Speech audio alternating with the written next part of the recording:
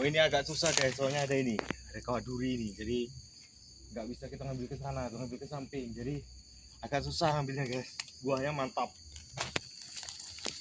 Nah, buahnya ini mantap guys.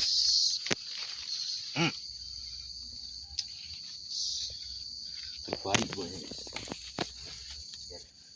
Gondolanya berserak ini karena panennya ini 3 minggu sekali, jadi kayak gini lah penampakan brondolan ya guys, berserak.